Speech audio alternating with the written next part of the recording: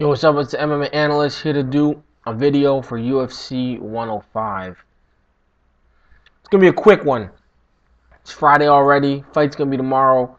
Just for the record, everybody, UFC is going to be playing in the United States, Canada, in this part of the world. I think the UFC is putting it on at 8 o'clock at night. But if you are crafty enough, you should be able to check it out on somewhere at 3 o'clock in the afternoon, because it is in England, so, or somewhere, UK, whatever. It's over there. So, just letting y'all know if you don't know. You can watch it in the afternoon. Anyways, let's go right into it. Just gonna do a quick rundown. Randy Couture versus Brandon Vera. He's trying to do his thing at 105. He's coming off of a couple wins. This would be his most important win at 105, of course. Randy Couture is coming off some losses. I got some stuff on my damn head. Yo, I'm coming straight out of bed, y'all. Straight out of bed, you know what I mean? You gotta go to work in like a minute. Alright, there we go. My breath is funky. You glad this is a video and not a face-to-face thing. But anyways, Randy Couture coming off some losses at heavyweight. Randy obviously wants to take the fight to the ground. He wants to not get kicked all up in his legs and body for the whole fight. And Brandon Vera wants to kick Randy Couture up in his legs and body the whole fight. I'm going to go with Randy Couture here. Simple as that. I think Randy's going to be able to get inside. I don't think Brandon Vera's going to have that killer instinct. I think Randy's going to be able to, dirty box him all up against the cage, take him down, control the fight. It's not going to be, dominating performance, I don't think, but I think it will be enough to get the win, and to put him in line to fight somebody else at the 205 division. That's a top fighter. Just to get this out of the way, please, Dana. Oh my gosh. Do not give Randy a title shot after a possible win here. Now, here's what we've got. We've got Randy Couture versus Brandon Vera. We've got Thiago Silva fighting Rashad Evans.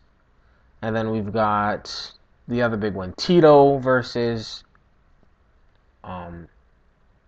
Forrest Griffin. Forrest Griffin's coming off of back-to-back losses. No matter what he does in that fight, he does not deserve a title shot or an interim title shot. Tito's coming off of a year and a half of inactivity and then a loss before that.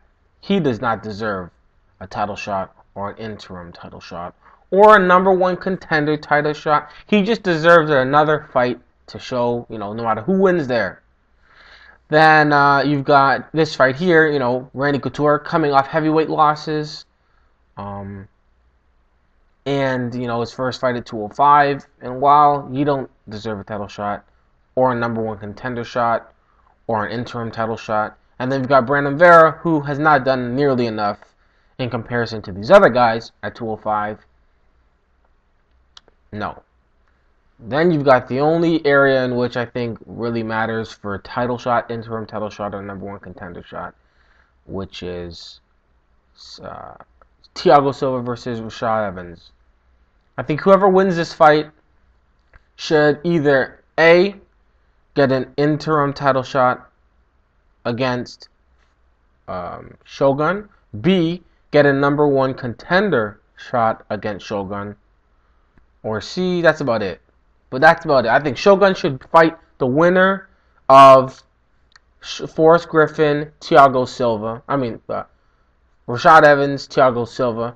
I think the winners of the other two should fight each other. So, if Randy Couture wins, and let's say, Tito wins, the UFC would love to put that together. If Randy wins and Forrest wins, the UFC would love to put that together. That's what needs to happen. Alright? In the meantime, Shogun fights the winner of whoever, because I don't think he wants to wait around until, July 2010 to fight again.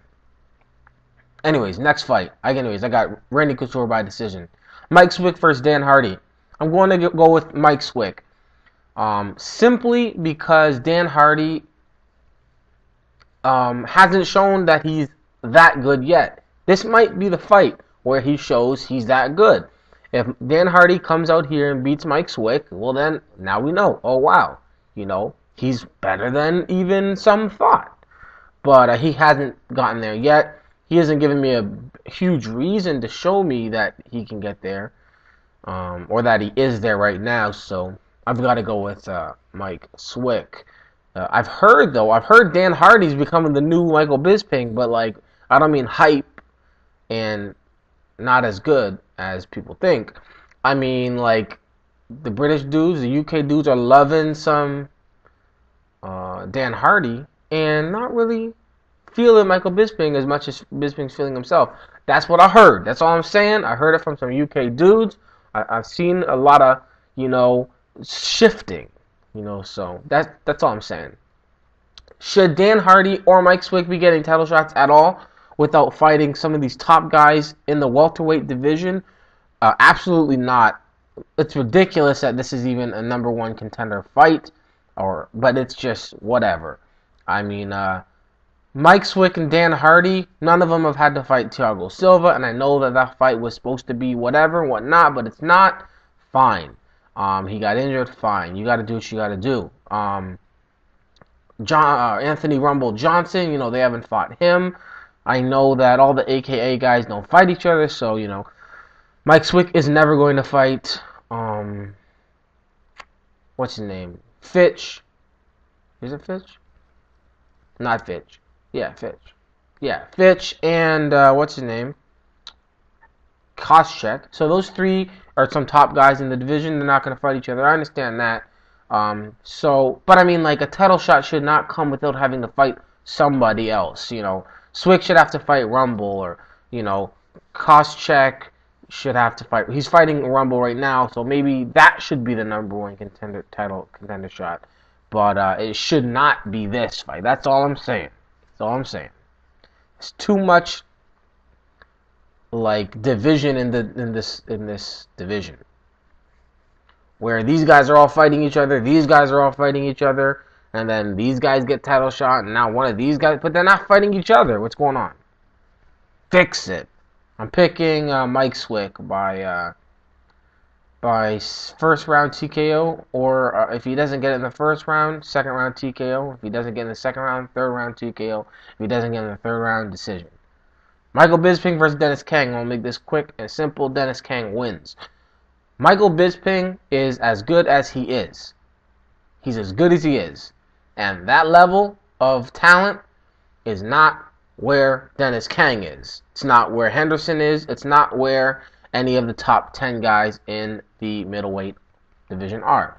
Michael Bisping simply not a top 10 middleweight. Maybe to make future videos quicker, he won't be Dan Henderson, Anderson Silva, Vitor Belfort, Nate Marquardt, Rich Franklin, Damian Maia, Dennis Kang, he's in there. I don't think he'd beat Rusuma Barhaleris. And whoever else could be considered top 10 at welterweight division. Vanderlei Silva, not going down. So, I've got Dennis Kang winning this. If Dennis Kang does lose this, he needs to be cut from the UFC because he's not training right. He is not going out there and being ready for 15 minutes of fighting. If he cannot win this fight, then I don't know what's going on. Next fight.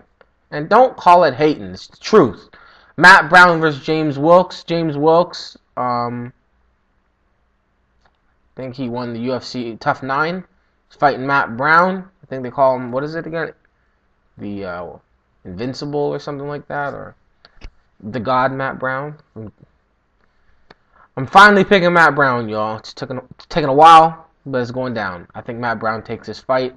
I think it'll be a pretty good stand-up fight. And I've got Matt Brown taking a war of sorts. I've got him winning it. And Aaron Riley versus Ross Pearson, similar situation. I've got Aaron Riley taking this war on the feet. To be honest, this might be a really good night of fights when it comes to maybe not name or notoriety or whatever. But I think we're going to have a battle between Riley and Pearson. I think we're going to have a battle between Brown and Wilkes.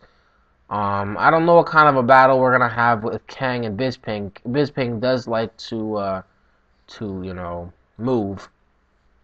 So, who knows? Dan Hardy versus Swick, that's going to be a battle. And Brandon Vera versus Couture is going to at least be interesting.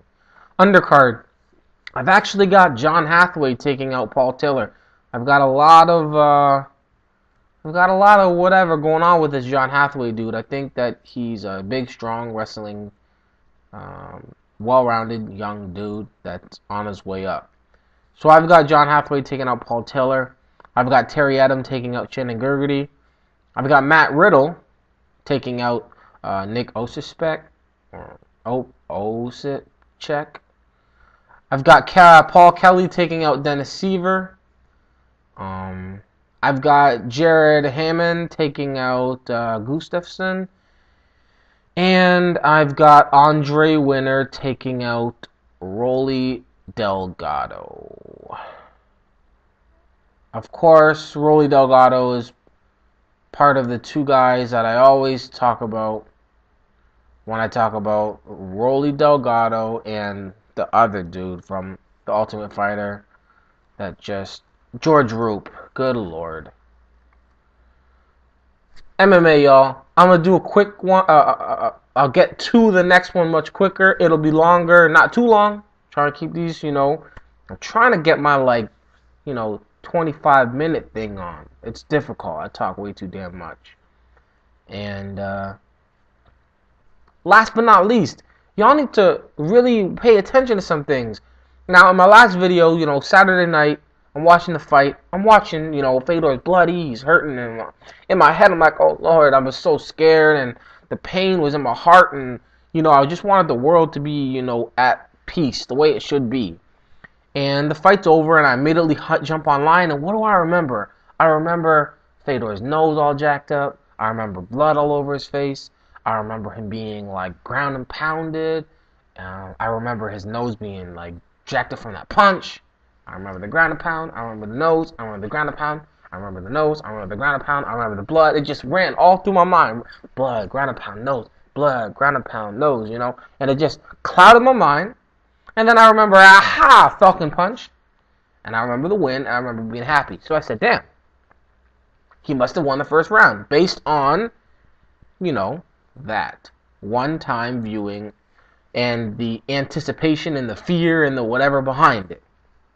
So then Sunday morning, I woke up. Everybody said, man, he didn't win that first round. I said, he didn't? Everybody's saying he didn't. Maybe he didn't. Let me take a look. So I watched the fight again. And then, if you look at the video, Sunday morning, I put up a little teeny thing at the top, right at the beginning, for the first 30 seconds of the video. And it said, yo, man, I rewatched the fight, and Fedor did win the first round. I was clouded, Fedor basically got hit with about 5 punches and was in trouble for about a maximum period of 8 seconds. And y'all still were putting notes and comments about Fedor didn't lose the first round for a week. So my question is, are y'all watching the videos? Y'all skipping around. I'm not saying you should have to. Look, nobody should have to watch somebody ramble like this for half an hour. Nobody. I appreciate everybody who subscribes, everybody who watches. I don't say thank you often. Thank you, y'all. But, just watch it sometimes and read that little top, you know what I mean? Because it's there, But it don't matter, y'all. It's all good. Fedor won. We've got some free MMA again tonight. Next week, we've got some MMA. It's going real nice right now, There's lots of MMA. It's starting to feel like a football type thing. Every week, MMA. It's important. Peace.